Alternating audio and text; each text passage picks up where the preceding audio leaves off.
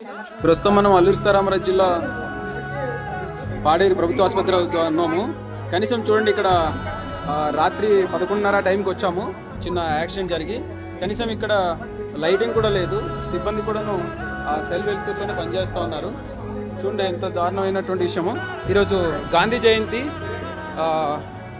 10వ నెల 2025వ తారీఖు 2వ తేదీ. చూడండి, మొత్తం నేను హాస్పిటల్ లోపలే ఉన్నాను. మొత్తం చీకటి. చూడండి ఎంత దారుణంగా ఉందో. ఇది ప్రభుత్వ లోపం అని కొందరు అనొచ్చు. ఇది ప్రభుత్వ లోపం కాదు, ఇక్కడ పనిచేస్తున్నటువంటి సిబ్బంది యొక్క లోపం వలన ఇక్కడ కనీసం కరెంటు లేదు. ఎమర్జెన్సీ పరిస్థితి అయితే ఏంటి చూడండి ఎంత దారుణంగా ఉంది ఇక్కడ పొజిషన్.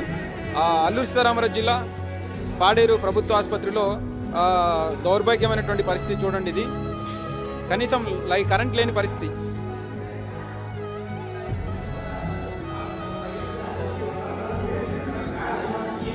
సెల్ లైటింగ్లో, టార్చ్ లైటింగ్లో పనిచేయాల్సి వస్తుంది. చూడండి ఎంత దారుణం ఇది.